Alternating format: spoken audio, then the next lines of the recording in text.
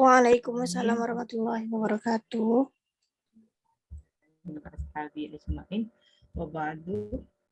Alhamdulillah teman-teman, kita sudah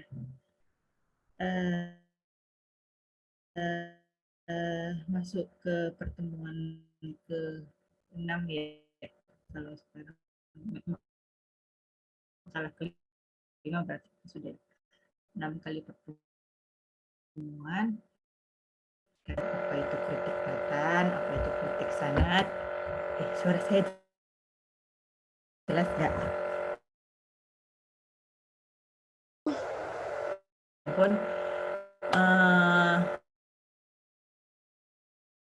ini langsung saya serahkan ke teman-teman yang mau presentasi. Nanti di akhir saya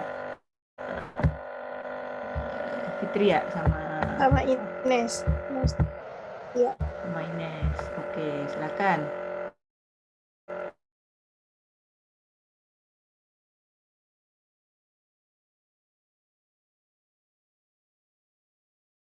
Perkala kami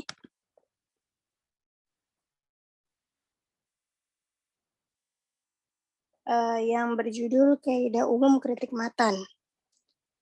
Baik, untuk pembahasan pertama akan dia Nastia Fitri Nasrul. Waktu dan tempat dipersilakan. Yang pertama, kesesuaian Al-Quran. Al-Ghazali menutur untuk menekan sahih suatu hadis dalam matannya diperlukan ilmu yang mendalam tentang Al-Quran, agar dengan itu semua dapat dilakukan pengokohan antara yang satu dengan yang lain. Al-Ghazali mendasari pijakan metodenya dalam menganalisa dan kritis dengan berpegang pada prinsip-prinsip ajaran Al-Quran dan argumen rasional. Dengan dari Al-Ghazali juga banyak hadis yang ditinjau kesahihan hadis kualitas sanad yang baik, namun cacat pada matannya. Karenanya tidak jarang hadis-hadis yang dipandang sahih oleh sebagian ulama. Seperti Al-Bukhari, Muslim, dan lain sebagainya. Namun oleh Al-Ghazali dinilai dhaif dari segi matannya.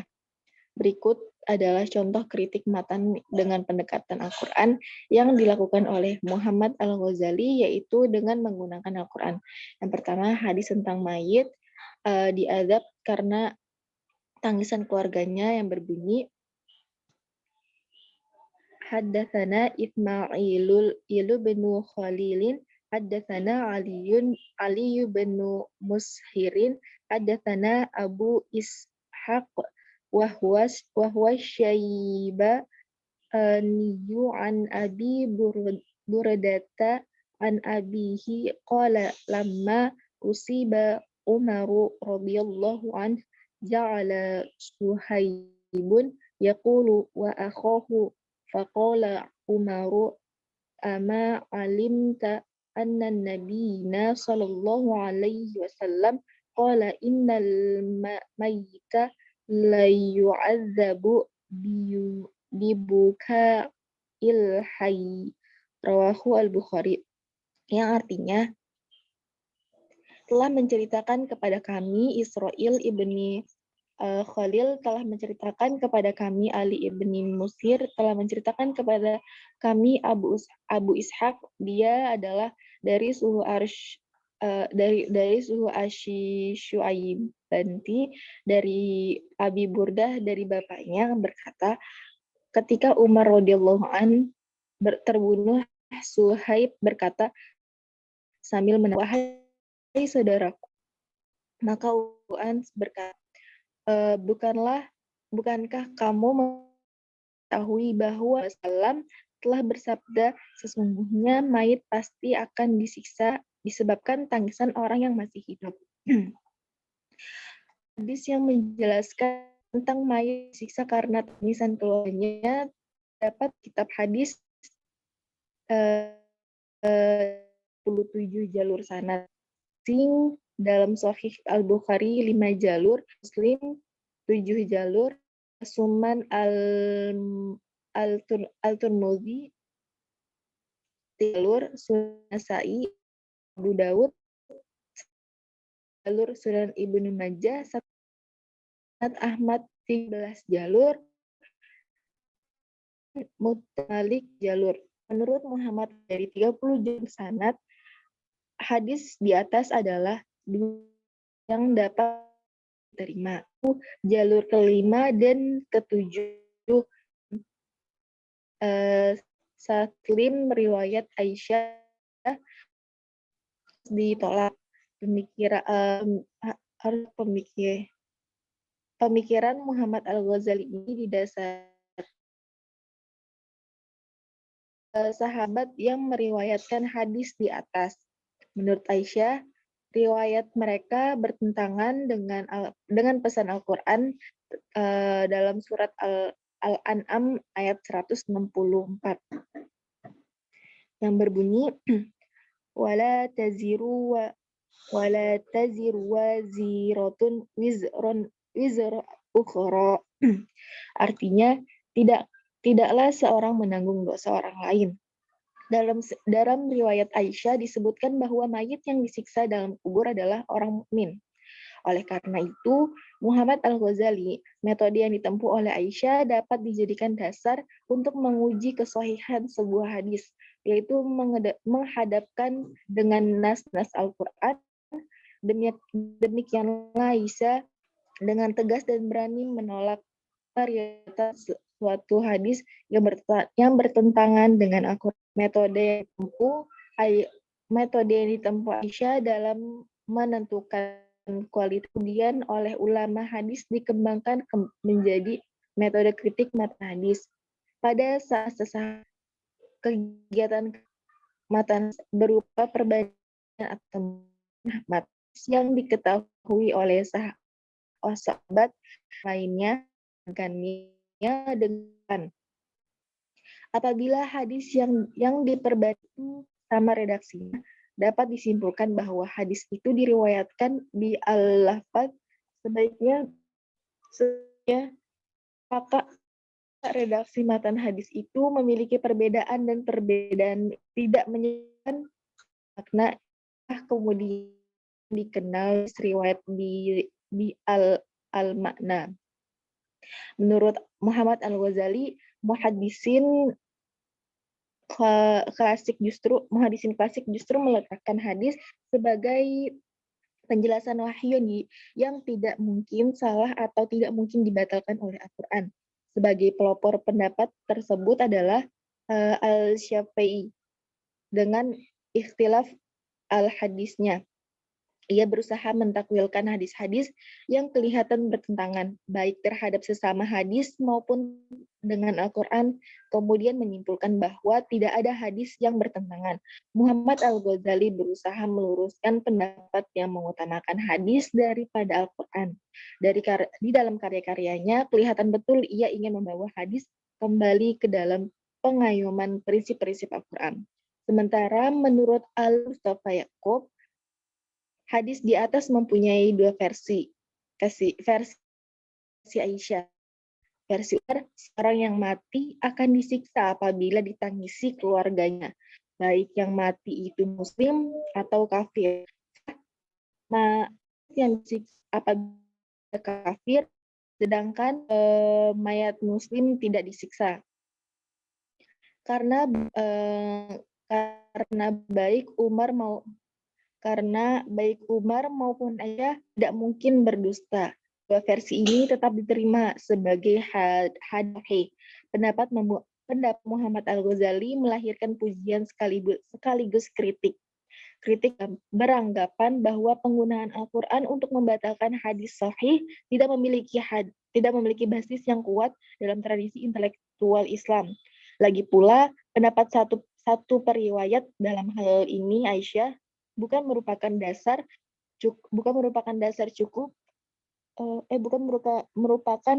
cukup kuat untuk menolak sebuah hadis yang telah terbukti kesahihannya. Semestinya Muhammad Al-Ghazali mendamaikan riwayat-riwayat sahih yang kelihatannya bertentangan dengan berbagai pendekatan. Memahami sunnah sesuai dengan petunjuk Al-Quran didasarkan pada argumen bahwa Al-Quran adalah sumber utama yang menempati tempat tertinggi dalam keseluruhan sistem doktrinal Islam. Sedangkan hadis adalah penjelas atau prinsip-prinsip Al-Quran. Oleh karena itu, maka hadis dan signifikasi konseptualnya tidak bisa bertentangan dengan Al-Quran. Dengan mengutip pendapat Ibnu Al-Qayyim dalam bukunya A'lam Al-Muwaqqi'in, Yusuf Al-Qaradawi mengemukakan adanya hubungan yang signifikan antara sunnah dengan Al-Quran, yaitu pertama, sunnah dan Al-Quran mengeluarkan suatu hukum yang sesuai berdasarkan dalil-dalil yang sesuai. Kedua, sunnah menjadi penjelas dan tafsir bagi Al-Quran. Kemudian menetapkan suatu hukum yang mana Al-Quran dan tidak menetapkan, baik wajib maupun haram. Oleh karenanya, tidak mungkin suatu hadis kandungnya bertentangan dengan ayat-ayat Al-Quran yang muhkamat, yang berisi keterangan-keterangan yang jelas dan pasti. Pertentangan seperti itu bisa terjadi karena hadis tersebut tidak sahih, atau pemahamannya tidak tepat, atau yang diperkirakan sebagai pertentangan itu bersifat semu dan bukan hakiki. Dengan demikian, kemudian kewajiban setiap muslim untuk mentawakufkan hadis yang dilihatnya bertentangan dengan ayat Al-Quran yang muhkam, selama tidak ada penafsiran takwil yang dapat diterima sebagai ulama memberikan interpretasi bahwa yang dimaksud hadis di atas adalah orang mukmin itu merasa sakit, merasa tersiksa, bukan disiksa oleh Allah setelah kematiannya disebabkan tangisan keluarganya. Menurut Muhammad Al-Ghazali, pemahaman seperti ini bertentangan dengan Quran surat Fussilat.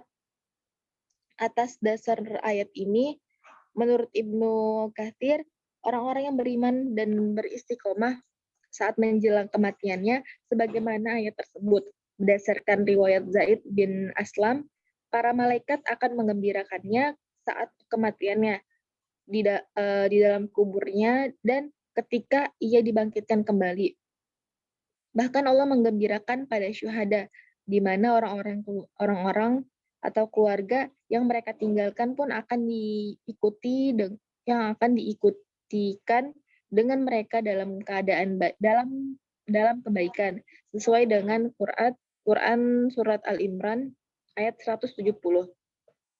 Demikian juga pendapat yang mengatakan bahwa yang disiksa bukan orang mukmin tetapi orang kafir, sesuai dengan hadis Nabi dari Aisyah, ditolak oleh Muhammad Al-Ghazali. Bagi Muhammad Al-Ghazali, penyiksaan terhadap orang kafir terhadap sesuatu yang tidak diperbuatinya tidak sesuai dengan Quran surat An-Nahl ayat 25. Di samping itu, secara logika tangisan orang yang ditinggalkan seorang anggota keluarganya adalah wajar dan sesuai dengan watak manusia. Karena itu tidak berdosa apabila melakukannya. Yang kedua, hadis tentang orang Islam membunuh orang kafir yang berbunyi, Hadatsana Muhammad bin Salamin qala akhbarana Waqi'un an Sufyan an Mutarrifin ay ashi an Ash'ni bani an Abi Juhaifah qala qultu li aliyin ibni Abi Thalib hal indakum kitabun qala la illa kitabullahi aw fahmun a'tiyahu rajulun muslimun aw ma fi hadhihi as-sahifati qala qultu wa ma fi hadhihi as-sahifati qala afalu wa kul asirin wala yuqtalu muslimun bikafirin.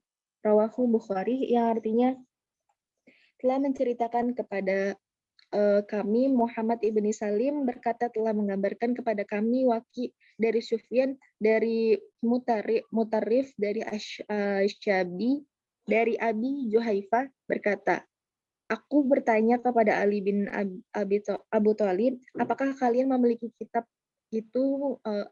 Apakah kalian memiliki kitab? Ia menjawab, tidak, kecuali kitabullah atau pemahaman yang diberikan kepada seorang muslim atau apa yang ada pada lembaran ini. Aku katakan, apa yang ada di lembaran ini? Dia menjawab, tebusan, membebaskan tawanan, dan jangan sampai seorang muslim dibunuh demi membela seorang kafir.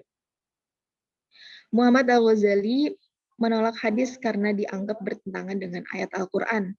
Sebagai berikut yang berbunyi, terdapat di surat Al-Maidah ayat 45. Terdapat surat Al-Maidah ayat 45. Wa katabna 'alaihim fiha an-nafsa bin-nafs. Dalam surat yang artinya jiwa dibayar dengan jiwa. Dalam surat yang sama ayat terdapat di ayat ke-48 yang menegaskan fa'ahkum bainahum bima anzalallah, yang artinya maka berhukumlah di antara mereka dengan apa yang diturunkan Allah. Dalam hal ini ada dua alasan Muhammad Al-Ghazali menolak hadis di atas. Pertama, hadis tersebut bertentangan dengan Al-Quran. Kedua, hadis tersebut bertentangan dengan prinsip keadilan. Menurutnya, setiap orang memiliki hak hidup yang sama. Dalam hal ini, Muhammad Al-Ghazali keliru dalam menilai hadis satu ini. Di dalam kitabnya, ia mengatakan bahwa sanad hadis ini sahih, padahal tidak ada sanad hadis tersebut yang memenuhi kriteria khusus kesahihan sanad hadis. Di dalam buku Bustamin menyebutkan ketidaktahuan apakah Muhammad Al-Ghazali betul-betul telah menelitinya atau mengutip dari kitab fikih semata. Di kalangan ulama juga ada yang tidak mengamalkan hadis ini. Di antaranya adalah Abu Hanifah. Ia menolak hadis ini bukan karena sanadnya lemah, tetapi ia menolaknya karena hadis ini dianggap bertentangan dengan sejarah. Di dalam sejarah disebutkan bahwa apabila kaum kafir memerangi kaum muslimin, maka kaum muslimin diperintahkan memeranginya. Jika ia terbunuh, tidak ada hukuman apapun atas pembunuhan itu. Berbeda dengan al-zimmi, yaitu orang-orang kafir yang terikat perjanjian keamanan dengan kaum muslimin. Apabila seorang membunuhnya, maka ia dijatuhi hukum qisas. Pembahasan berikutnya ada kesesuaian kritik matan hadis dengan hadis lain. Adapun tema-tema yang termasuk ke dalam ini diantaranya hadis tentang hukum memakai sarung sampai di bawah mata kaki atau memanjangkan kain sarung. Hadis memanjangkan kain sarung seperti yang disabdakan Nabi di dalam hadisnya yang berbunyi, Haddatsana Ali bin Muhammad bin Ismail qala haddatsana Waqi'un an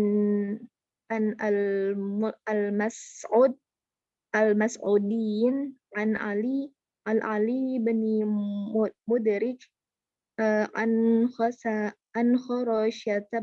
Khurasyata bin al-Hurri an Abi Dzarri an Nabi sallallahu alaihi wasallam haddatsana Muhammad ibnu Bashar haddatsana Muhammad ibnu Ja'far haddatsana Su'aibah an Ali bin ibni Mudrik an Abi Zur'ah ibni Amri ibni Jazirin an Kharashatan Kharasha ibni Al-Hurri an Abi Dzarrin an Nabiyyin sallallahu alaihi wasallam qala thalathatun yukallimuhum la yukallimuhum Allah yaumal qiyamah wa la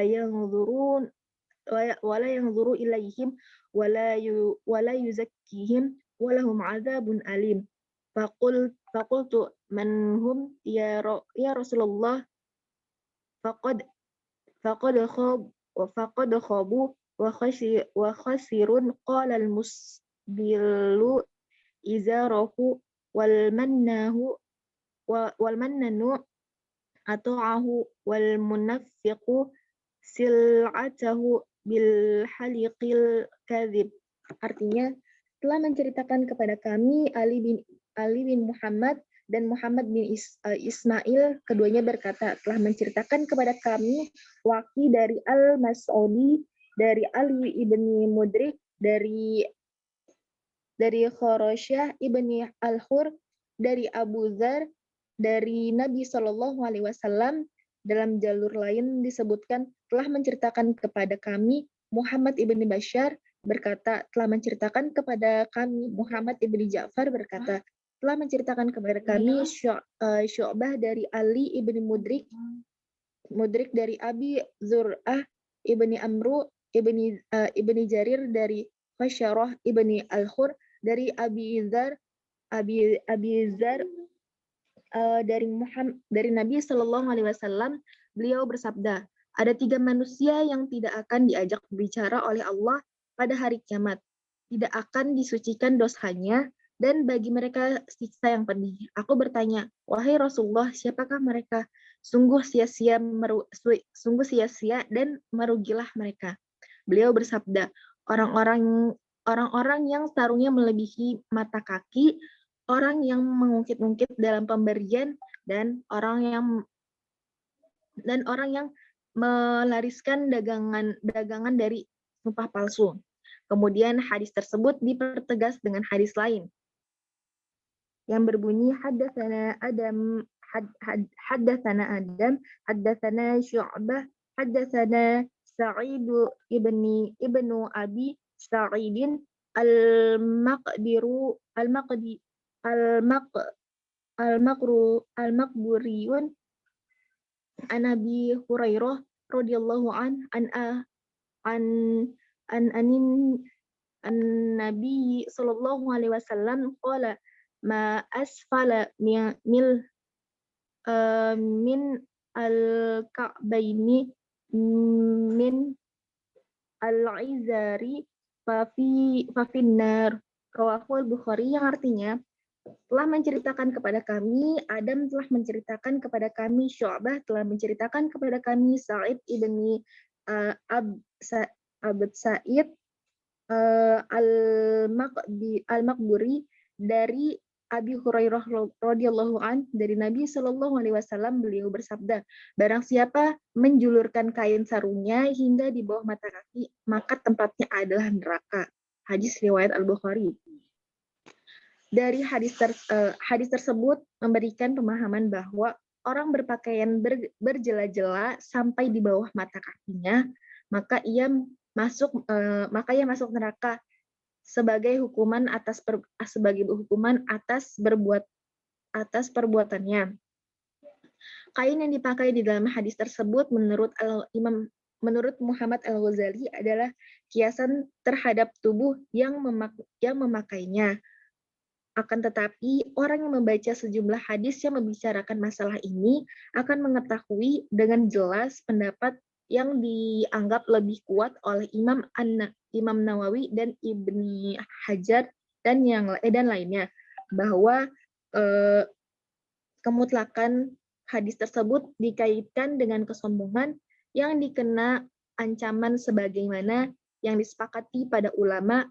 Hal ini dipertegas oleh hadis yang diriwayatkan oleh Imam Al-Bukhari yaitu yang berbunyi Haddatsana Ahmad ibnu Yunus, haddatsana Zuhairun, haddatsana Musa ibnu Uqbah, an Salim ibni Abdillah, an abihi radhiyallahu an-nabi an-nabi sallallahu alaihi wasallam qala man harra taubatu khuyala lam yanzur Allahu ilaih yaumal qiyamah.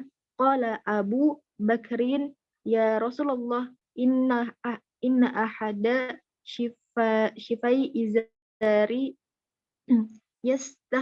yastarhi illa an ata'a hadha an ata'a hada dzalika minhu faqala anin nabi sallallahu alaihi wasallam lasta miman yasna'uhu hulaya, rawahu al-Bukhari, yang artinya telah menceritakan kepada kami Ahmad ibni Yunus, telah menceritakan kepada kami Zuhair, telah menceritakan kepada kami Musa ibni Uqbah dari Salim ibnu Abdullah dari ayahnya radhiyallahu an dari Nabi Shallallahu Alaihi Wasallam, beliau bersabda, siapa yang menjulurkan pakaiannya hingga ke bawah mata kaki dengan sombong, maka Allah tidak akan melihat pada hari kiamat. Lalu Abu Bakar berkata, wahai Rasulullah, sesungguhnya salah satu dari sarungku terkadang turun sendiri, kecuali jika aku selalu menjaganya. Lalu Nabi Shallallahu Alaihi Wasallam bersabda, engkau bukan termasuk orang yang melakukan hal itu karena sombong. Menurut Ibnu Abd al-Bar, penghafal hadis dan pakar fikih, berkata bahwa maksud dari memanjangkan kain tanpa didasari dengan kesombongan tidak terkena ancaman tersebut, hanya saja dengan memanjangkan kain dan pakaian lainnya memang sangat tercela bagaimanapun keadaannya. Memanjangkan kain sarung yang mendapatkan ancaman dengan syarat adanya niat sombong tersebut diperkuat dengan konteks hadis tersebut, bahwa ancaman yang disebutkan di dalam hadis adalah ancaman yang sangat keras, sehingga yang memanjangkan kain tersebut salah satu golongan yang tidak akan diajak komunikasi dan bisa melihat Allah nanti di hari kiamat. Allah tidak akan melihat dan menyucikannya, dan mereka akan mendapatkan siksa yang sangat pedih. Di dalam hadis itu Rasulullah juga mengulang kata-kata yang berkaitan dengan ancaman tersebut sebanyak 3 kali. Adapun yang menjadi perhatian agama Islam di sini adalah persoalan jahitan dengan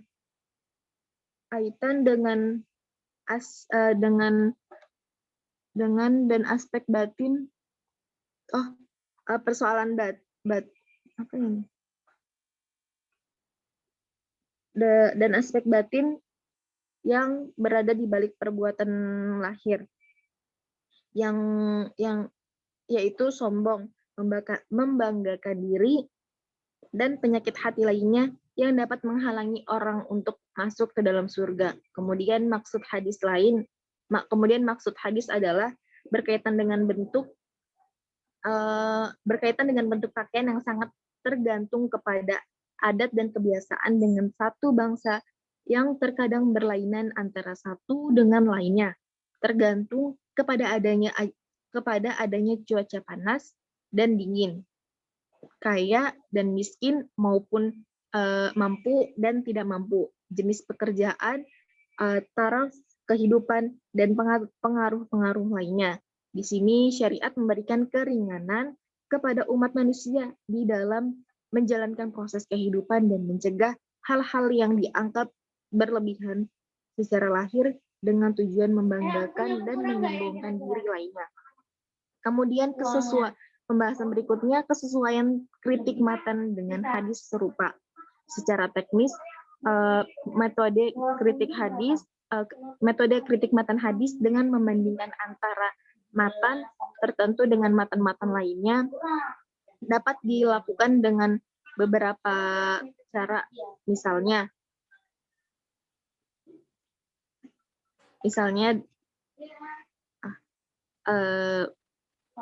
berikutnya saya kembalikan ke moderator. Ya, sekarang di sini ada kesesuaian hadis kritik matan dengan hadis yang serupa. Secara teknis, metode kritik hadis dengan membandingkan antara matan tertentu dengan matan-matan lainnya dapat dilakukan dengan beberapa cara. Misalnya, dengan melakukan perbandingan matan-matan hadis yang redaksinya ada berbeda. Matan hadis tersebut bisa saja masih dalam satu kitab yang disusun oleh satu penyusun atau penghimpun, atau yang disebut dengan mukharij, ataupun pada kitab-kitab hadis yang berbeda. Namun, semuanya bersumber atau bertemu pada satu periwayat yang sama. Dari perbandingan itu biasanya ada saja yang berbeda redaksi, namun perbedaan itu dapat ditoleransi sepanjang kandungannya sama. Dari perbandingan itu biasanya ada saja perbedaan redaksi, namun perbedaan itu dapat ditoleransi sepanjang kandungannya sama. Namun perbedaan redaksi menjadi penting dikritisi ketika ternyata di antara matan-matan hadis ada yang memuat kata atau kalimat tertentu sebagai kekurangan, sementara tersebut memuat tambahan. Kata atau informasi ataupun kalimat yang penting karena dapat menyamakan atau membedakan dengan matan-matan hadis lainnya. Bahkan persoalan sama tidaknya redaksi bukan sekedar makna yang dikandungnya, menjadi suatu yang signifikan, misalnya matan atau redaksi hadis yang dipakai sebagai bacaan ibadah seperti bacaan-bacaan dalam sholat, haji, dan sebagainya. Untuk keperluan kajian metode tematik hadis pun, kritik matan ini sangat membantu. Dalam konteks ini, pengkaji matan-matan tergesa-gesa secara tematik, tidak akan mentoleransi perbedaan dan menganggapnya bahwa perbedaan tersebut saling melengkapi atau menguatkan, atau yang disebut dengan ikhtilaf at-takamul wa at-tanasuk. Namun akan terlebih dahulu menyelesaikannya. Sayangnya penulis baru melontarkan gagasan yang belum dapat mengemukakan contoh aplikasi konkretnya. Lalu di sini ada kesesuaian hadis matan dengan akal sehat. Hadis tentang Nabi Musa menunjuk mata malaikat pencabut nyawa. Nah, hadisnya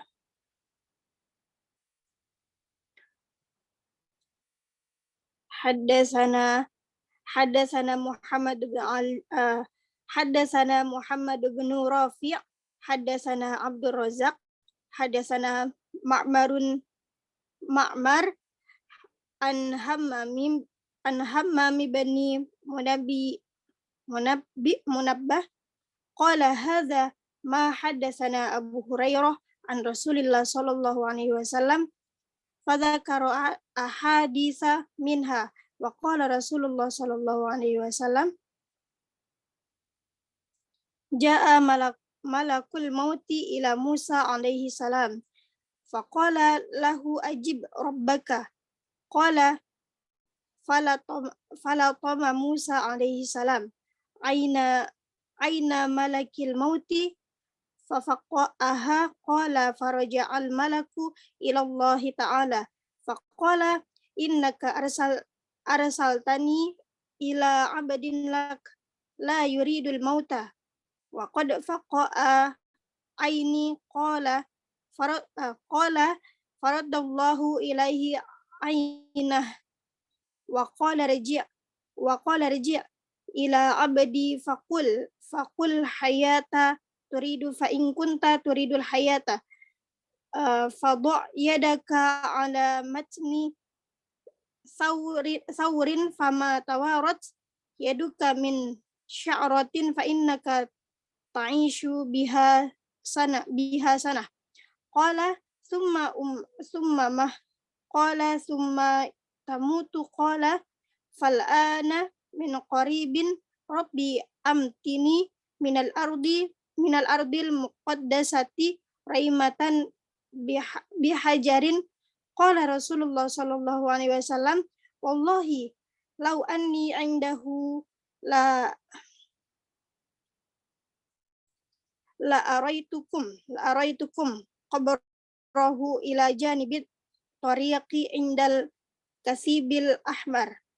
Qala Abu Ishaq, haddatsana Muhammad bin Yahya, haddatsana Abdur Razak, akhbarna Ma'marun bimithli hadzal hadis, rawahu Muslim.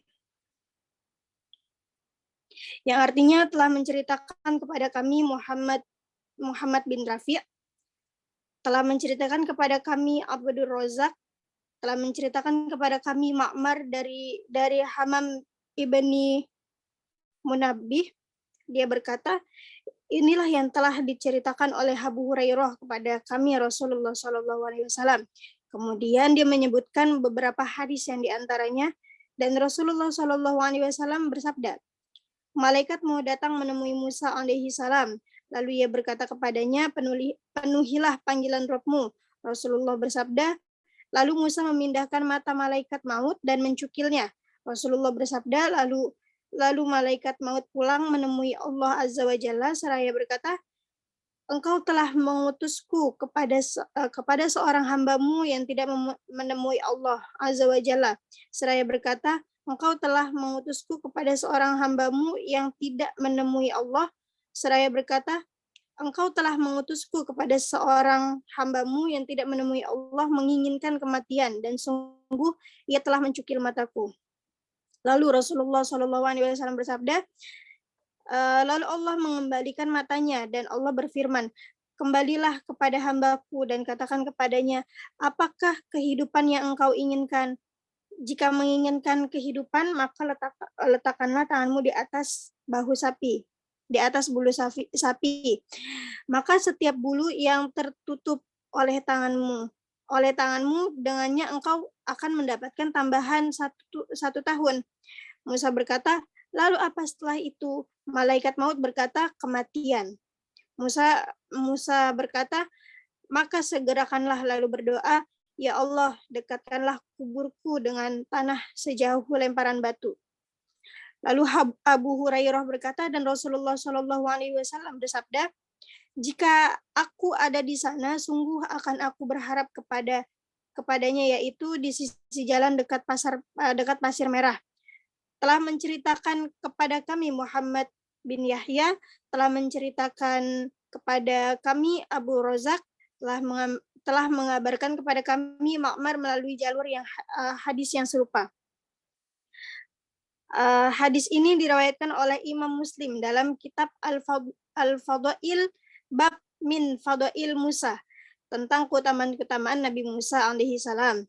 Selain itu juga diriwayatkan oleh Imam An-Nasa'i dalam kitab Al-Janais bab Nau Akhor, dan Imam Ahmad dalam kitab Baqi Musnad Al-Muksirin bab Musnad Abu Hurairah.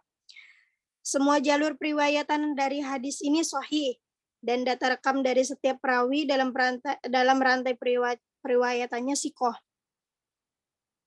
Hadis yang menjelaskan tentang Nabi Musa pernah menonjok mata malaikat maut sehingga menyebabkan buta sebelahnya.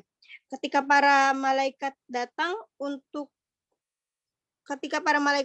untuk nyawanya, menurut Muhammad Al-Ghazali, sanadnya sahih, tetapi matanya menimbulkan keraguan karena penunjukan Nabi Musa kematian. Ia tidak menginginkan penjumpaan dengan Allah setelah tercapai ajalnya. Hal ini tidak bisa diterima jika bertemu dengan hamba Allah yang salih. Sebagaimana hadis Nabi, barang siapa mencintai bertemu dengan Allah, barang siapa mencintai bertemu dengan Allah, hamba ia mempersiapkan diri untuk bertemu dengan Allah. Padahal Musa adalah Nabi Allah dan tergolong dengan ulul azmi. Berkata Al-Maziri mengenai hadis di atas, sebagian penganut nulahadah atau ateis mengingkari keberadaan hadis ini dengan alasan bagaimana mungkin Musa mampu menjulingkan mata malaikat. Nah, ini kan berarti nggak masuk akal. Secara logika hadis tersebut juga tidak bisa diterima, mengingat malaikat tidak mengalami cacat fisik seperti manusia, sehingga kebutaan kedua mata atau sebelumnya sulit diterima. Oleh sebab itu, matan hadis tersebut mengandung ilah atau cacat. Nah, kata Muhammad Al-Ghazali, hadis di atas juga melakukan perlawanan terhadap label standar sahih yang diberikan para ulama kritikus dengan mengungkapkan bahwa secara data riwayat yang terdapat di dalam rantai periwayatannya tersebut memiliki kredibilitas di atas standar. Namun patut diragukan adalah redaksi matan hadis yang tidak memiliki legalitas rasional. 5% serta mengandung cacat berat atau ilah qadihah yang meruntuhkan validitasnya ya. Ini yang meruntuhkan validitasnya sebagai hadis yang sahih. Sedangkan salah satu standar kriteria validitas hadis menurut Muhammad Al-Ghazali adalah terkait dengan nalar dalam menangkap gejala kelemahan dalam matan hadis. Di samping itu, menurut Muhammad Al-Ghazali, hadis tersebut dapat dipahami bahwa malaikat berkata kepada Musa, "Penuhilah panggilan Tuhanmu, yakni usiamu telah habis. Bersiap-siaplah untuk menyerahkan ruhmu kembali pulang kepada Tuhanmu." Musa juga memohon agar dikubur di suatu tempat sejauh lemparan batu dari perbatasan Palestina, negeri yang kaum Nabi Musa tidak berani memasukinya. Hadis ini juga tidak terkait dengan akidah dan perilaku. Dengan demikian, hadis tersebut harus dipahami secara majaz. Para ulama dalam menanggapi hadis di atas memberikan argumentasi seputar makna tersembunyi di balik kejadian yang dialami Nabi Musa. Kekhawatiran akan terjerumus pada sikap penolakan terhadap hadis yang secara jelas memiliki kualitas di atas standar penilaian yang sahih, memberikan arahan kepada para ulama dalam menentukan takwil yang sesuai dengan nalar berpikir. Hal ini dilakukan sebagai bentuk ikhtiar. Jadi ulama di sini ikhtilaf. Yang menjadi titik tolak dari masalah ini bukanlah berbagai apologi yang memberikan ulama terhadap makna hadis ini, namun pertimbangan yang setara terhadap kualitas yang terindikasi dan dari penakwilan ulama terhadap maknanya. Bukankah adanya penakwilan mengindikasikan validitas suatu hadis tidak menjadi perdebatan, dengan kata lain adanya penakwilan yang mengindikasikan hadis tersebut diterima secara kualitas dan mencari kemungkinan solusi dari perbedaan tersebut. Berbeda dengan makna yang diungkapkan oleh Imam Ghazali dalam penilaiannya terhadap hadis ini. Ia dengan spontan menilainya lemah disebabkan kadar penalarannya tidak mampu memahami kejadian tersebut, meskipun secara data kualitas perawinya terekam dalam penilaian yang sikoh. Lalu di sini ada kesesuaian kritik matan dengan fakta sejarah. Apabila dalam hadis terdapat sesuatu yang menunjukkan terjadi peristiwa, sementara peristiwa tersebut berbeda dengan kejadian yang sesungguhnya, maka hadis tersebut dihukumi sebagai hadis dhaif. Penggunaan manhaj ini membandingkan hadis dengan informasi sejarah untuk mengetahui kesahihan atau kedhaifan suatu hadis telah dipraktikkan dalam kitab Sahih dan lainnya. Berikut beberapa contoh manhaj tersebut.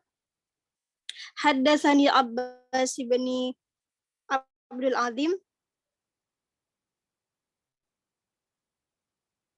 Sebentar.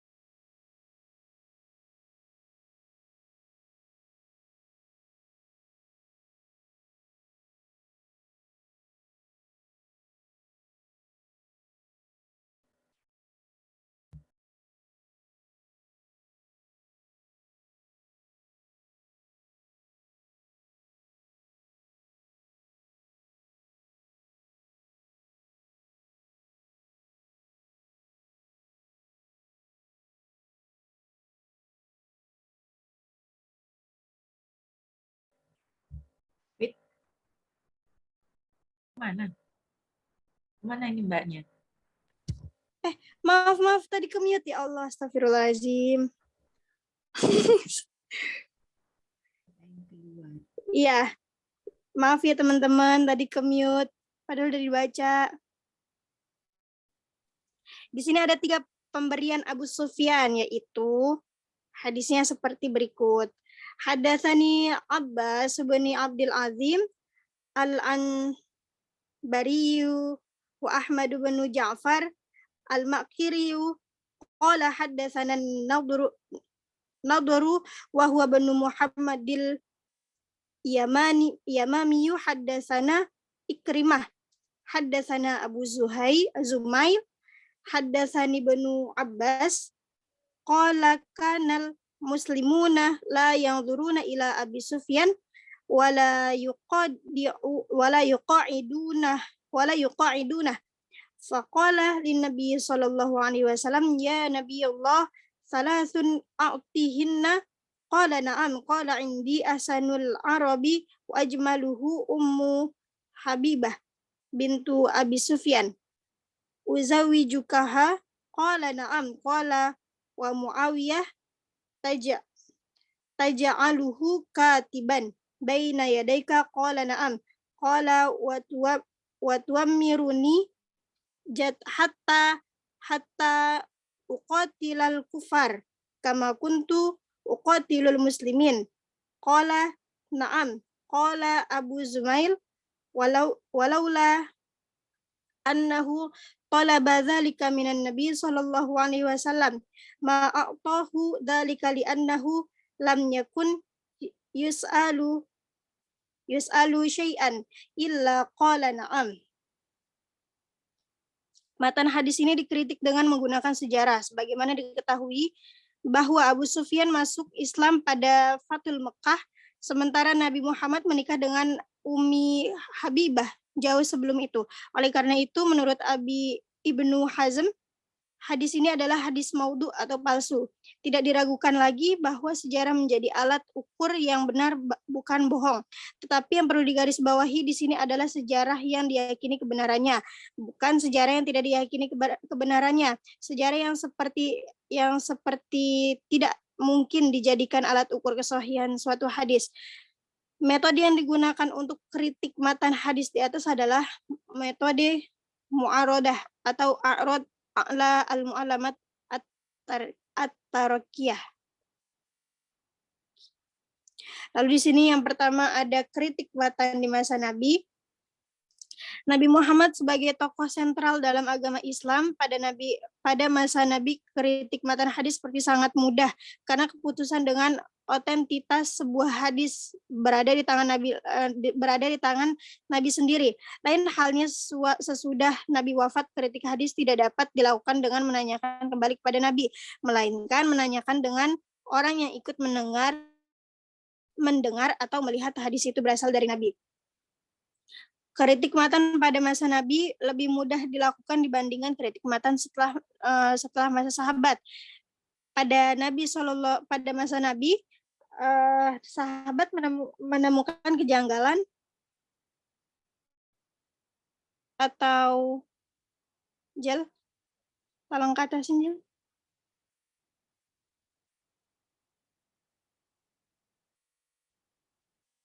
Ini slide-nya dikatasin lagi. Atau kesulitan dalam memahami perkataan atau perbuatan Nabi. Dapat langsung menanyakan kepada Nabi dan menerima penjelasan apa yang dimaksud dengan perkataan atau perbuatan beliau. Karena Nabi Shallallahu Alaihi Wasallam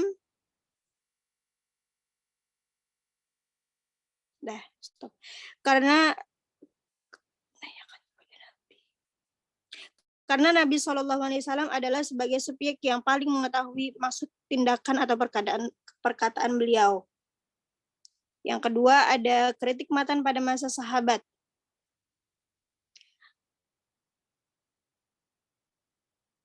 Proses transfer atau pengoperan informasi hadis di kalangan sesama sahabat Nabi cukup berbekal kewaspadaan terhadap kadar akurasi pemberitaan, kondisi daya ingat, ketetapan persepsi dalam menguasai fakta kehadisan di masa hidup. Dan faktor gangguan indera mata itu saja yang perlu dicermati dampaknya. Antara sesama sahabat tidak terpantau kecenderungan mencurigai kedustaan, baik dalam memberitakan sendiri terhadap informasi hadis atau berasal dari sahabat lain. Latar belakang tersebut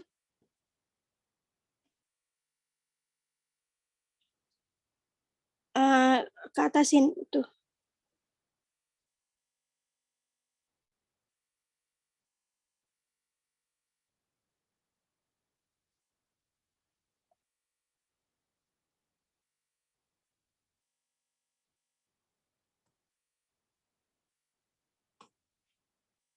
Nah, latar belakang tersebut kiranya yang mendasari Imam Syafi'i bersikap optimis untuk mendukung kehujahan hadis mursal sahabi, utamanya yang melibatkan sahabat senior. Para periode sahabat menurut pengamatan Al-Hakim dan Al-Dhahabi adalah Abu Bakar As-Siddiq sebagai tokoh perintis pemberlakuan uji kebenaran informasi hadis. Motif utama penerapan kritik matan adalah dalam rangka melindungi jangan sampai terjadi kedustaan dengan mengatasnamakan Rasulullah. Motif itu seperti terungkap pada pernyataan Umar bin Khattab kepada Abu Musa al-Asy'ari yang berbunyi, saya sesungguhnya tidak mencurigai kamu, akan tetapi saya khawatir orang dengan seenaknya memperkatakan sesuatu kepada Rasulullah. Kaidah kritik lebih lanjut pada uji kebenaran bahwa Rasulullah jelas-jelas menginformasikan hadis itu. Prosedurnya mencerminkan upaya memperoleh hasil dari perujukan silang yang saling membenarkan terhadap fakta kehadisan sebagaimana yang diberitakan oleh sahabat tertentu. Pola perujukan silang berisikan muqaranah atau perbandingan antar riwayat dari sesama sahabat. Pola muqaranah antara riwayat ini kelak menyerupai praktik iktibar guna mendapatkan data syahid al-hadits agar asumsi kemandirian sahabat periwayatan hadis bisa dibuktikan. Syahid al-hadis adalah periwayatan serupa isi matan hadis. Mungkin ada kemiripan struktur kalimatnya dan mungkin hanya semakna saja oleh sahabat-sahabat lain yang dapat disejajarkan sebagai riwayat pendukung. Cara yang dilakukan cukup meminta agar sahabat periwayatan hadis berhasil mendatangkan perorangan sahabat lain yang memberikan kesaksian atas kebenaran hadis nabawi yang ia beritakan. Langkah metodologis tersebut berkesan seakan-akan kalangan sahabat tidak tersedia menerima informasi hadis kecuali dibuktikan oleh kesaksian minimal 2 orang yang sama-sama menerima hadis tersebut dari Rasulullah. Tradisi kritik esensi matan hadis di lingkungan sahabat selain menerapkan kaidah muqaranah antar riwayat, berlaku juga kaidah mu'arodoh. Namun skala penerapan metode mu'arodoh pada periode sahabat sebelum sepesat periode berikutnya atau periode tabi'in. Metode mu'arodoh intinya adalah pencocokan konsep yang menjadi muatan pokok setiap matan hadis agar tetap terpelihara kebertautan dan keselarasan yang lain. Lalu di sini ada kritik matan pada masa tabi'in. Para tabi'in sebagaimana sahabat ketika meriwayatkan hadis tidak puas tanpa mengecek ulang kepada para periwayatannya. Apabila pada masa sahabat kritik hadis dilakukan semata-mata guna memperoleh pemantapan pemberitaan, maka pasca fitnah segala langkah metodologis kritik sanad dan matan diorientasikan pada maksud tujuan pemikiran makbul atau diterima sebagai hujah syariah atau harus mardud, ditolak. Pada masa ini para tabi'in melakukan penelitian matan dengan secara mu'arodoh. Pada masa tabi'in setidaknya ada 3 bentuk upaya yang dilakukan dalam menjaga otentitas hadis. Pertama, dilakukan kodifikasi oleh Zuhri atas perintah Umar bin Abdul Aziz. Kedua, lahirnya ilmu kritik hadis dalam arti sesungguhnya. Ini berdasarkan para pendapat pendapat Rajab yang mengatakan bahwa Ibnu Sirin karena keluasan ilmunya merupakan pelopor dalam kritik rawi. Ketiga, diawali oleh beberapa orang sahabat, misal Jabir. Pada periode ini terdapat semangat pelacakan hadis yang sungguh luar biasa untuk meneliti satu hadis saja. Untuk meneliti satu hadis saja mereka sampai keluar daerahnya. Kritik periwayatan hadis dilakukan juga oleh para ulama dengan cara yang dilakukan oleh para sahabat, seperti contoh di muka, terutama ketika terjadi penyebaran hadis maudhu karena kepentingan tertentu, utamanya kepentingan politik. Setelah terbunuhnya Khalifah Utsman, suhu politik dalam masyarakat Islam memanas dan semakin tinggi panas itu ketika Khalifah Ali harus berhadapan dengan Muawiyah dalam perang besar. Perseteruan ini karena harus saling menambah pendukung fanatik, maka implikasinya mereka perlu mengeluarkan doktrin-doktrin agama berupa hadis maudhu. Jadi mereka bohong tuh, jadi ngeluarin hadis-hadis palsu. Berdasarkan pedoman penolakan terhadap hadis yang isinya tidak masuk akal, itu para ahli hadis generasi berikutnya mengadakan kritik terhadap hadis yang dipandang mencemari keotentikan hadis, seperti hadis yang menyebutkan bahwa Hajar Aswad itu dari surga. Katanya tuh Hajar Aswad itu dari surga, asalnya berwarna putih, lebih putih dari susu. Ia menjadi hitam karena banyaknya kesalahan yang dilakukan Bani Adam. Sudut Ka'bah dan makom Ibrahim itu dibuat dari yakut surga yang bersinar. Allah menghapuskannya.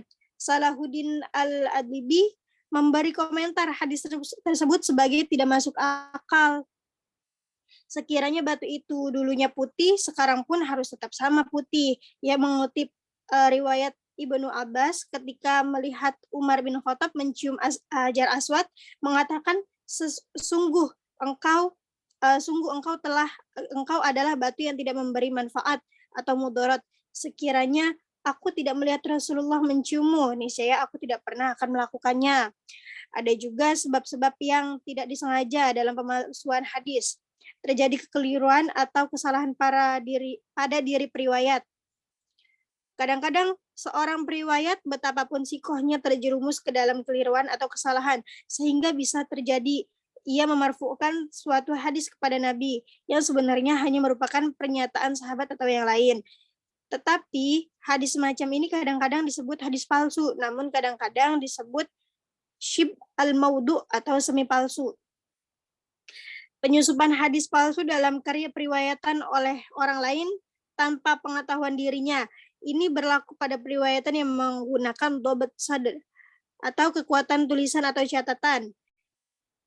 Yakni bahwa seorang periwayat menjaga hadis yang diriwayatkan di dalam catatannya yang akurat dan tidak sembarang menerima hadis kecuali dari periwayat yang terpercaya. Namun demikian, ada sementara ahli hadis yang diganggu oleh pihak yang bertanggung jawab dengan menyusupkan hadis-hadis munkar ke koleksi hadis mereka tanpa pengetahuan mereka dan tanpa disadari mereka meriwayatkan hadis itu serta yakin bahwa hadis itu benar-benar dari mereka. Lalu yang keempat di sini ada kritik matan pada masa muhaddisin. Wah, banyak juga ya. Integritas keagamaan atau al-adalah, pembawa berita hadis mulai diteliti terhitung sejak terjadi fitnah, yaitu peristiwa Khalifah Utsman bin Affan terbunuh berlanjut dengan kejadian-kejadian lainnya sesudahnya. Fitnah tersebut menimbulkan pertentangan yang tajam di bidang politik dan pemikiran agama. Keutuhan umat Islam pun terpecah, sebagian mengikuti aliran Syiah, Khawarij, Murji'ah, Qadariyah, dan gelombang berikutnya yaitu Mu'tazilah. Pemuka aliran sekretariat itu memanfaatkan institusi hadis sebagai propaganda dan upaya membentuk opini umat dengan cara membuat hadis-hadis palsu. Fakta pemalsuan itu membangkitkan kesadaran muhaddisin untuk melembagakan sanad sebagai alat kontrol riwayat hadis, sekaligus mencermati kecenderungan sikap keagamaan dan politik orang per orang yang menjadi rantai riwayatnya itu. Seperti yang diungkapkan oleh Ibnu Sirin, semula umat tidak mempertanyakan hadis, tetapi begitu terjadi fitnah muncul tuntutan agar setiap penyaji hadis menyebut dengan jelas nama orang-orang pembawa berita hadis itu. Pernyataan Ibnu Sirin menempatkan sebab utama pelembagaan sanad sebagai antisipasi terhadap maraknya pemalsuan hadis, di samping perhatian terhadap jalur asal-usul berita hadis, sekalipun kritik sanad telah memperoleh perhatian besar di kalangan muhaddisin generasi tabi'in. Bukan berarti tradisi kritik matan diberhentikan, bahkan penerapan metode mu'arodoh atau penyoncokan tadi semakin diperluas jangkauannya. Sebagai bukti, ketika Quraib atau seorang murid Ibnu Abbas membawakan hadis tentang pembetulan posisi berdiri Abdullah bin Abbas yang berada di samping Nabi SAW saat menjadi makmum sholat malam di rumah kediaman Maimunah. Menurut penuturan Imam Muslim bin Al-Hajjaj dalam Tamyiz, telah diupayakan uji kebenaran ini redaksi matanya dengan melibatkan 4 orang murid Quraib dan 9 murid hadis Ibnu Abbas yang sebaya masa belajarnya dengan Quraib. Dari cara mu'arodoh itu diperoleh kepastian bahwa Nabi memposisikan sikap berdiri Ibnu Abbas selaku makmum tunggal di samping kanan badan Nabi. Dengan hasil akhir seperti itu, ungkapan matan yang melalui Yazid bin Ali Zinad dari Quraib dinyatakan lemah atau maklub. Demikian pula, kritik asal makna yang dikandung matan hadis bervariasi. Kaidah yang diterapkan sehingga muncul penilaian berapa rumitnya kaidah kritik matan itu. Perkembangan metode kritik matan bergerak mengikuti spesialisasi keilmuan dan kecenderungan perhatian pemikir pada kritikusnya. Ulama hadis yang menekuni keahlian bahasa mencermati dan membandingkan bahasa, uslub atau gaya bahasa teks matan hadis yang bersifat kuali dengan ukuran bahasa tutur Nabi dalam komunikasi sehari-hari yang dikenal fasih. Kritik oleh muhaddisin yang membidangi akidah dan mutakalimin terfokus pada hadis bermateri sifat-sifat Allah dan materi alam gaib dengan kaidah menyikapi gejala muskilah. Muhaddisin yang sekaligus juga fuqaha mencermati hadis dari segi pembinaan dan penerapan syariat. Lanjut ke kritik matan pada masa kontemporer. Kan kalau tadi dari kritik hadis pada masa muhaddisin, sekarang kritik matan pada masa kontemporer.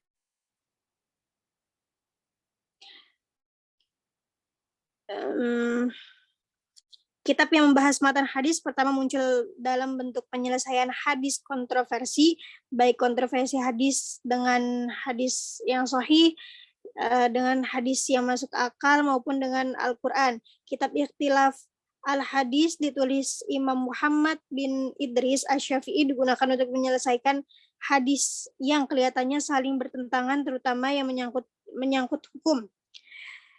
Imam Ibnu Qutaibah Ad-Dinuri menulis kitab Takwil Mukhtalif Hadis. Kitab ini senada dengan karya Imam Syafi'i, namun lebih banyak membahas hadis-hadis tentang kaidah. Ibnu Qayyim Al-Jauzi dalam koleksi kitab Al-Maudu'at, kitab tentang Gharib Al-Hadis, Asbab Al-Wurud Al-Hadis dengan berbagai versinya, serta kitab-kitab syarah hadis juga termasuk kajian matan hadis. Namun upaya mereka dalam penelitian kritik matan dianggap kurang maksimal oleh kalangan cendekiawan muslim tersendiri. Berbagai pihak menuduh bahwa seleksi otentitas berita yang bersumber dari Nabi sepanjang dilakukan oleh para muhaddisin selalu terbatas pada penilaian sanad. Tercatat nama Ibnu Khaldun pernah menyatakan demikian. Menyusul kemudian kaum orientalis yang menilai pusat perhatian kaum muhaddisin hanya berpusat pada penelitian sanad atau kritik eksternal hadis. Nah, tuduhan serupa dinyatakan oleh Ahmad Amin yang telah banyak melakukan kritik hadis baik sanad maupun matan. Hal ini tampak jelas dalam tulisannya pada beberapa buku karyanya, baik Fajar al-Islam, Ad-Duha Islam, Zuh al-Islam, dan lain sebagainya. Du Al-Mu'in, Al-Mun'im, Al-Bahi, dan Muhammad Al-Ghazali. Keduanya juga merupakan cendekiawan Muslim yang menilai lemahnya kritik matan di kalangan ahli hadis. Nah, di sini ada buku-bukunya, di antara buku-bukunya yaitu yang membahas tentang metode kritik matan kontemporer sebagai berikut. Langsung ke bawahnya aja itu. Ini buku-bukunya. Yang pertama ada Manhaj Naqd Al-Matan Inda Ulama Al-Hadis An-Nabawi karya Salahuddin Ibnu Ahmad Ad-Dalibi. Yang kedua di sini ada buku Juhud Al-Muhaddisin fi Naqd Matan Al-Hadis An-Nabawi Al-Syarif karya Muhammad Tahir Al-Jawabi. Nah, yang ketiga di sini ada buku tentang metode kritik matan kontemporer, yaitu bukunya Manhaj An-Naqd Inda Al-Muhaddisin Nasya'utuhu wa Tarikuhu karya Muhammad Mustafa Al-Azami. Lalu yang keempat ada buku Kaifa Nata'amal Ma'al Sunnah An-Nabawiyah karya Yusuf Al-Qadrawi. Lalu ada Sunnah An-Nabawiyah Baina Ahlul Fiqih wa Ahlul Hadis karya Muhammad Imam Ghazali. Lalu ada Muqayyis Naqd Mutun Al-Sunnah As-Sunnah karya Musfir Azam Allah Al-Damini. Lalu yang terakhir di sini ada buku Manhaj Al-Naqdi fi Ulumul Hadis karya Nuruddin Itar. Dah. Shadaqallahul azim. Tapi teman-teman udah pada baca kan makalahnya ya? Di di grup. Jadi jika ada yang bertanya silakan ditanyakan. Jika tidak, mari kita diskusi.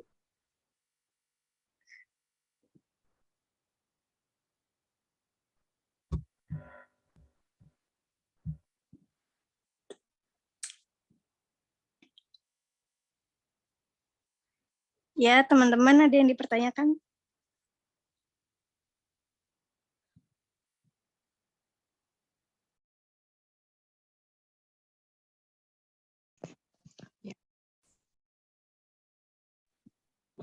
Oke, teman-teman sudah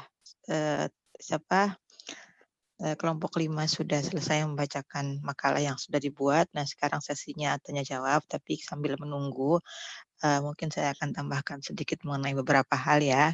Ini kalau suara saya hilang, tolong segera dikasih tahu. Pertama, yang disebut. Oke. Jadi pertama yang disebutkan oleh Fitri di dalam makalahnya tadi itu Muhammad Al-Ghazali itu bukan Imam Ghazali yang kita kenal. Jadi ada ulama.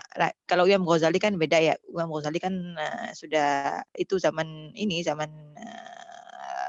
mutakaddimin. Nah, kalau Muhammad Al-Ghazali ini orang kontemporer yang menulis kitab tadi itu judulnya apa? As-Sunnah An-Nabawiyah Baina Ahlil Hadis wa Ahlil Fiqh wal Ahlil Hadis. Kitabnya saya kasih lihat ini sebentar, ini bukan sih.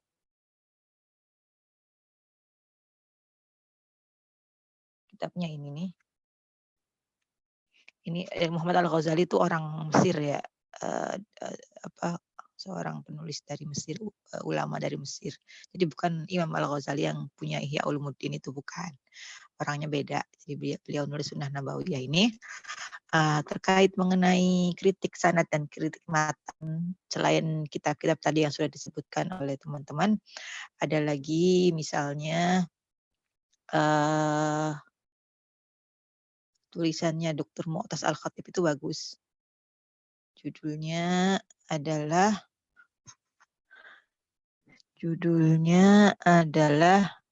bukan ini, mana sih?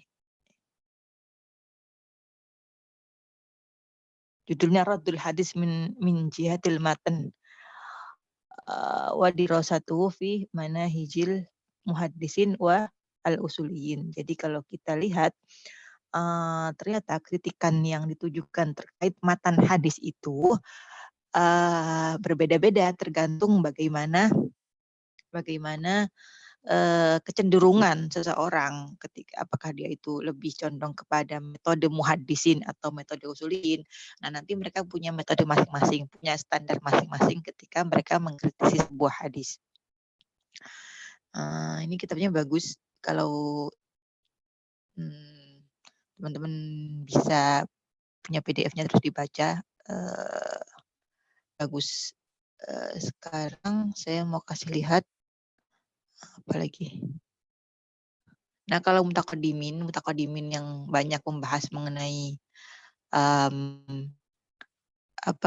mengenai kritik matan itu Ibnul Qayyim Al-Jauziyah punya Al-Manar Al-Munif fi Shahih wa Dhaif, tapi ini lebih condong ke ciri-ciri lebih ke hadis maudhu gitu loh, hadis yang tidak diterima alias hadisnya itu lebih ke maudhu. Jadi kalau misalnya hadisnya nggak sesuai syarat tertentu, nah itu langsung masuk ke maudhu gitu. Atau ada Khatib Al-Baghdadi. Khatib Al-Baghdadi punya kitab namanya Al-Jami' li Ahlakir Rawi wa Adabus Sami. Ini tahun 500 Hijriah ya. Tahun 500 Hijriah beliau menulis ini. Jadi ini termasuk golongan mutaqaddimin. Oke, selanjutnya adalah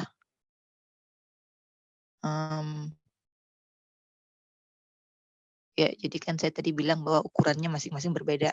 Kalau mutakalimin misalnya kalau orang itu cenderung kan dulu awal-awal masih belum terbagi seperti ini ya, masih belum terbagi kecenderungan masing-masing mau ikut madhab yang mana gitu kan. Terus makin lama ketika sudah abad ketiga, keempat, keempat, kelima, keenam dan seterusnya Hijriah, orang ini gitu kan. Ketika misalnya kelompoknya mutakalimin ya nanti mereka akan kritikannya atau standar mereka untuk mengkritisi sebuah hadis, matan sebuah hadis itu nanti lebih condong ke misalnya apakah hadis tersebut itu sesuai dengan akal sehat, atau kalau nggak cocok dengan akal sehat, kalau nggak sesuai dengan fakta sejarah, nah seperti itu nanti langsung aja dibuang gitu, langsung dianggap tidak hadis yang kadzib gitu, yang tidak diterima. Kalau muhaddisin beda lagi. Kalau muhaddisin tentu saja mereka punya standarnya sendiri, yaitu lebih cocok, lebih melihat ke kritik internalnya ya. Maksudnya dilihat sanadnya, orang-orangnya seperti apa. Orang-orangnya dilihat bagaimana orang ini apakah bisa diterima atau enggak, orang ini pelupa atau bukan, orang ini punya kecenderungan ke madhab tertentu, misalnya dia itu orangnya condong ke Khawarij atau condong ke Syiah atau condong ke khalifah siapa gitu. Nah, kalau ta'assub golongan ini langsung mereka ini ya sama kalangan muhaddisin ini banget diperhatikan banget gitu kecenderungan mazhab ini. Kemudian juga ketika misalnya melihat itu tadi di sanadnya, kalau kemudian di matannya, di isinya, konten hadisnya nanti dilihat apakah diperbandingkan gitu kan, apakah ada beberapa hadis nih yang intinya sama. Nah, itu apakah ada yang berbeda di dalam redaksinya, atau ada redaksinya ada tambahannya, atau ada yang kurang di sebelah sini. Nah, itu nanti dicek lebih ke teksnya, lebih ke tadi bilang lebih ke kritik internal gitu kan, lihat tulisannya, lihat huruf lihat apakah ada tambahan, terus habis itu apakah mutarib, apakah di situ ada mukhtalaf atau gharib misalnya. Nah, di situ itu kalangan muhaddisin condongnya di situ. Kalau fuqaha usul ini lebih ini ya, lebih semuanya dijadikan satu, cuman nggak ketat seperti muhaddisin ini. Nah, dilihat misalnya mereka ini nih menemukan sebuah hadis yang nggak sesuai dengan akal sehat. Nah, nggak sesuai akal sehat ini nanti dilihat lagi apakah hadisnya itu bisa ditakwil. Atau bisa ditakwil, atau jangan-jangan ini hadisnya sudah bisa ditakwil. Kalau nggak bisa ditakwil berarti dilihat apakah hadisnya itu nanti sudah dinasah atau nah pokoknya dicari solusi supaya kita ini nggak menolak hadis secara mudah, nggak gampang meninggalkan sebuah hadis, dan juga tapi terus kemudian juga nggak mudah menerima gitu. Jadi nggak terus dilihat sanadnya oke, berarti matanya oke, nggak gitu juga. Nah, nanti metode masing-masing berbeda. Jadi standarnya untuk mengkritisi sebuah matan hadis nanti berbeda. Kalau kita lihat di bukunya Dr. Mu'taz Al-Khatib ini, dibedakan gitu kan masing-masing bagaimana caranya. Jadi, kalau muhaddisin itu lebih ke banyak mu'aradah dengan hadis lain, mu'aradah dengan cara ngelihat ilahnya cacatnya. Kalau misalnya hadisnya ada syadnya, kalau misalnya ada lafaz tambahan dan sebagainya, itu nanti ada di sini tadi di buku tadi. Mana tadi sih? Sini, ini ya. Oke, selanjutnya tadi kan ada 4 ya. Kalau kita lihat secara global, 4 hal ini membandingkan dengan Al-Quran, membandingkan dengan lafaz hadis lain, membandingkan dengan fakta sejarah, membandingkan dengan apalagi akal sehat. Tadi itu dua-duanya dipakai dua-duanya, dipakai oleh 2 golongan tersebut, muhaddisin dan usuliyin, dua-duanya memakai gitu. Nah, jadi kita bisa lihat bahwa contoh-contohnya di sini banyak, atau di sini juga, di sini kitabnya siapa, saya lihat dulu.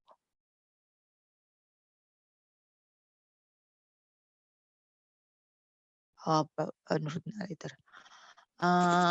Jadi bisa dilihat banyak contohnya, tadi juga di makalah sudah banyak disebutkan contohnya ya, bagaimana kita melihat Al-Quran, karena hadis itu adalah penjelas dari Al-Quran, maka mereka harus ada dalam sebuah nasak atau jadi dia saling ini gitu, harmoni gitu antara Al-Quran dan hadis. Ketika misalnya Al-Quran mengajarkan keadilan, maka hadis juga mengajarkan adil. Ketika Al-Quran mengajarkan kalau kita tuh nggak boleh memerangi orang lain, ketika kita tuh nggak boleh memerangi orang kafir kecuali kalau mereka memerangi kita duluan. Hadis juga harus seperti itu gitu. Di hadis juga harus sesuai dengan seperti itu gitu. Jadi semangatnya sama. Kemudian terkait kemudian fakta sejarah tadi juga disebutkan di dalam contohnya kayak tadi hadisnya Abu Sufyan ya, Abu Sufyan ketika Nabi ketemu sama Nabi di peristiwa Fathu Mekah, kemudian beliau berkata, ada 3 hal yang saya berikan kepada kamu wahai Nabi, yaitu saya nikahkan kamu dengan anak saya Ummu Habibah, saya saya perangi orang kafir karenamu, terus yang kedua tadi yang kedua? Ya, itu menurut ketika kalau dilihat sejarahnya nggak cocok, karena Nabi sudah menikah duluan sama Ummu Habibah jauh sebelum Abu Sufyan mengatakan seperti itu gitu kan. Jadi bagi sebagian golongan, hadis ini langsung dianggap dianggap mardud, langsung ditolak. Bagi golongan yang lain, kita lihat nih, mereka ada yang, jadi ada banyak hadis ini penjelasannya panjang. Ada yang bilang hadis ini sebenarnya Abu Sufyan itu maksudnya nggak kayak gitu, jadi ditafsiri gitu, ucapannya Abu Sufyan itu ditafsiri lagi, ditakwil panjang kayak gitu.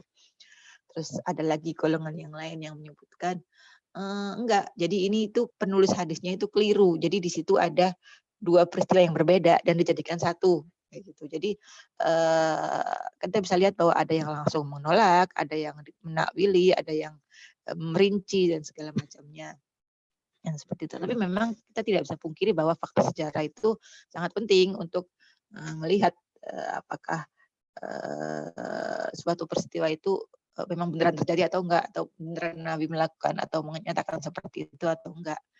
Tuh, kemudian tadi kesesuaian dengan sunnah yang lain yang bisa bisa dibandingkan dengan riwayat-riwayat yang lain yang lebih kuat gitu kan. Kalau misalnya yang lebih kuat seperti ini dan yang lemah itu seperti ini ya tinggal dihilangkan, tinggal pakai yang riwayat yang lebih kuat saja gitu. Nah, kemudian ada juga yang tadi itu apa? Kesesuaian dengan akal sehat. Nah, kesesuaian dengan akal sehat ini sebenarnya ini ya apa? Sama juga misalnya kadang ada hadis-hadis yang berkaitan dengan hal-hal yang gaib, misalnya hari kiamat, hari kebangkitan, kayak gitu. Kita nggak tahu dan sebenarnya kadang-kadang agak kalau dipikir-pikir agak nggak masuk akal gitu kan. Cuman kalau untuk hal-hal seperti ini kan sumbernya wahyu. Kita nggak bisa terus ada hal-hal memang dalam agama ini yang memang tidak untuk difahami dengan akal sehat gitu kan.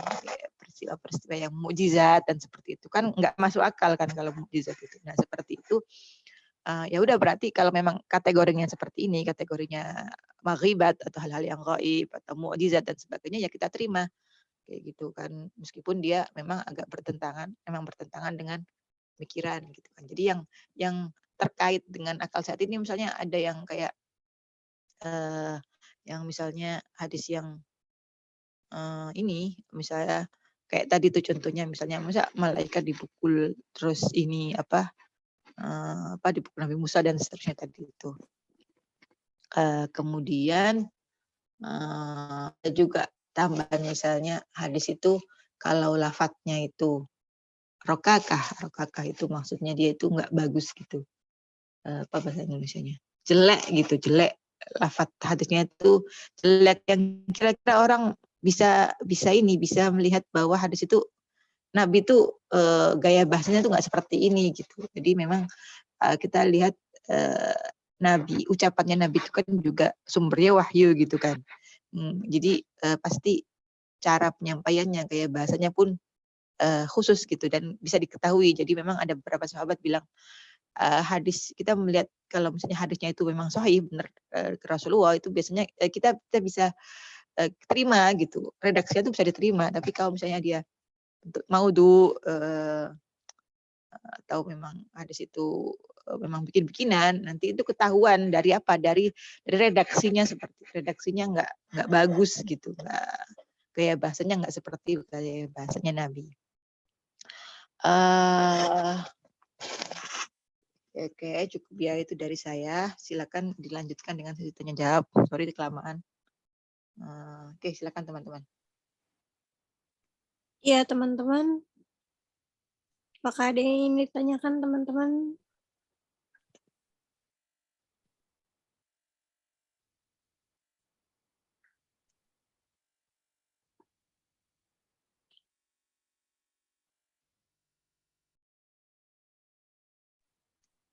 Malu bertanya sesat di jalan. Kalau nggak jalan-jalan nggak apa-apa sih, nggak tanya.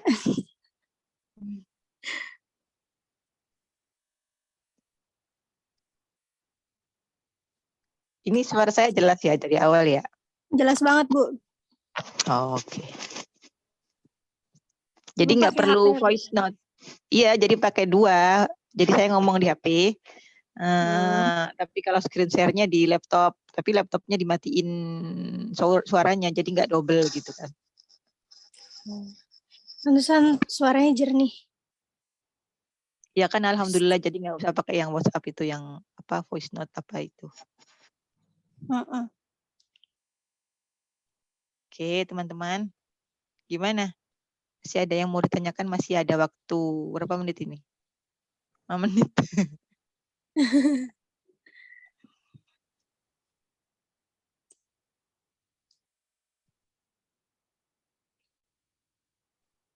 Jadi ini sampai sekarang, sampai pertemuan kelima ini maksudnya nggak ada istilah-istilah yang agak ribet ya. Nanti selanjutnya itu kan ngomongin mengenai cara ta'dil, ngomongin mengenai ilal, sudut itu nanti ada istilah-istilah kayak misalnya muttorib, gharib, dan lain-lainnya. Nah itu nanti harus fokus gitu karena biasanya bingung ini maksudnya apa istilahnya ini gitu kan. Mu'allal, syudud dan sebagainya. Jadi Itu di siap-siap. pertemuan berapa, Bu? Ke depan kayaknya. Depan itu udah mulai apa sih? Simaa ya? Ada watahamul ya kalau nggak salah. Tahamul wada. Iya. Itu juga udah mulai ada istilah-istilah kayak simaa, wijada dan seterusnya. Jadi ya disiapkan aja gitu. Maksudnya biar nggak bingungin maksudnya apa. Oh iya bener. Sigot tahamul wal Halo ada. Mbak cantik, mana suaranya? Iya, Bu. Ada, Bu.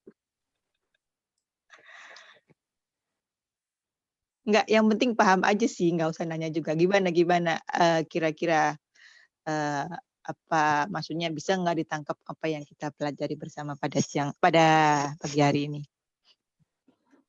Menjelang siang. Tengah malam. Oh, di sana tengah malam, Ibu? Iya, jam 3. Masya Allah. Masya Allah, keren banget, Ibu. Jangan ditiru ya begadangnya. Habis ini berarti Ibu langsung tahajud? Enggak, masih ada kelas lagi. Masya Allah. Keren. Jangan ikut begadang. Gimana?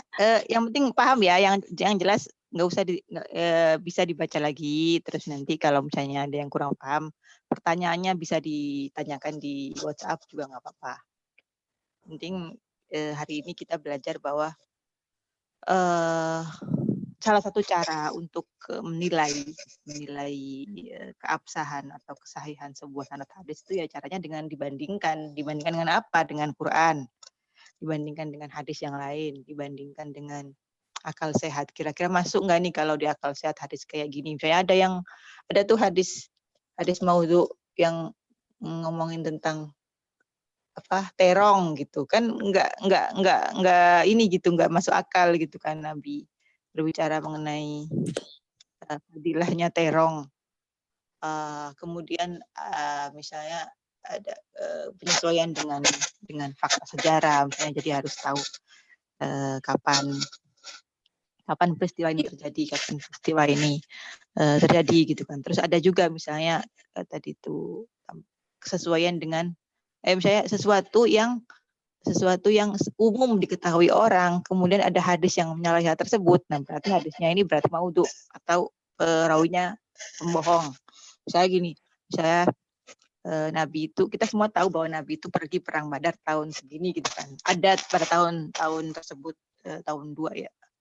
Tahun 2 kalau nggak salah itu, Nabi itu perang Badar gitu kan. Terus ada hadis yang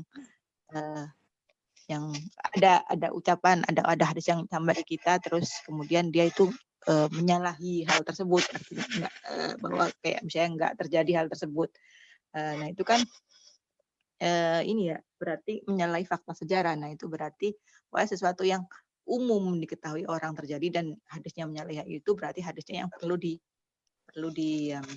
dipertanyakan dia itu benar atau tidak. Ibu, saya mau tanya, Bu. Ya. Kalau misalnya seperti hadis-hadis manfaat dari puasa Rajab kayak gitu kan, itu kan menurut saya, Bu ya, dari maknanya aja tuh kayak kurang dilogikakan. Cuman kan mungkin ada menurut beberapa ikhtilaf ulama tuh menyatakan benar gitu adanya. Pokoknya tuh hadisnya gini, Bu, barang siapa berpuasa sehari di bulan Rajab, maka ia laksana berpuasa setahun gitu kan. Itu kan bertentangan dengan akal ya, Bu ya. Itu berarti hadisnya maudhu. Oke, jadi ada hadis yang terkait dengan fadhailul a'mal atau fadilah melakukan perbuatan tertentu gitu kan. Iya. Nah, hadis ini biasanya kita bisa lihat kalau kita melakukan, biasanya kalau dia itu kategorinya maudhu, itu kalau misalnya hadis itu amalannya sedikit, pahalanya banyak banget gitu. Gitu. Nah, kalau misalnya ada hadis yang terkait anjuran puasa atau apa, nanti itu kita bisa lihat sanatnya orang-orangnya bisa diterima nggak, makbul nggak, orangnya sikoh semua nggak, gitu kan. Kemudian kalau sudah ya, itu berarti sesi awal pertama, bagian Melihat sanatnya oke. perawinya. Ya. Oke, bagian rawi oke. Selanjutnya bagian sebelah sini gitu kan. Dilihat apakah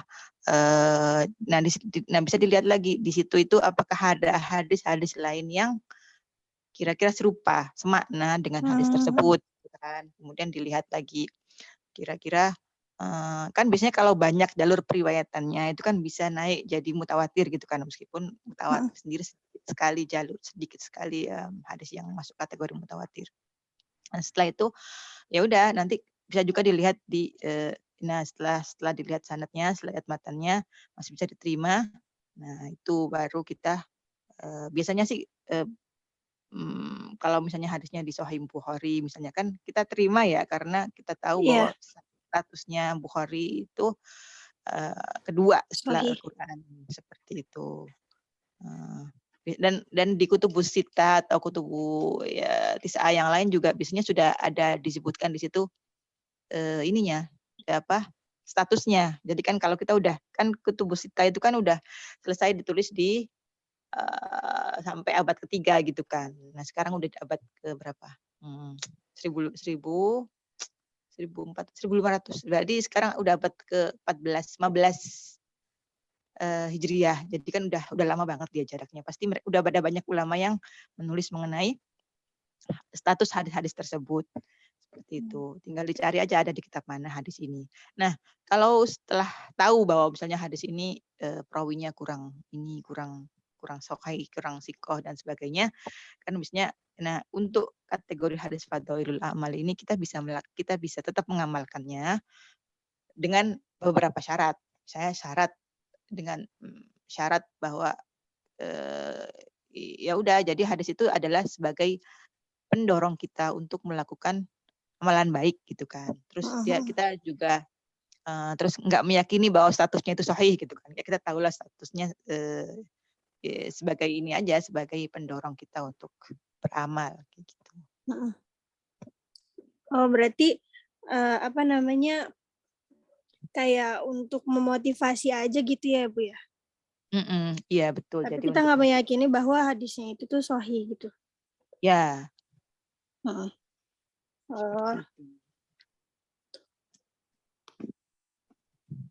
Oke, terima kasih Ibu. Ya, sama-sama. Teman-temanku ada yang ingin bertanya tidak? Miftah. Lanjut di grup aja ya pertanyaannya ya, karena udah jam 3:14 dan saya juga harus ngajar di kelas sebelah.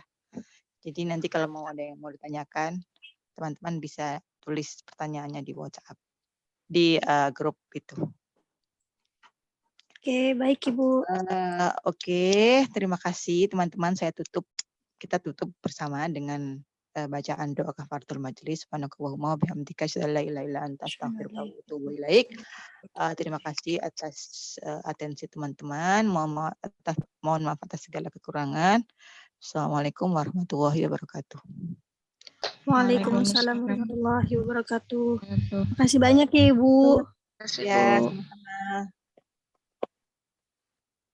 Ya, izin live.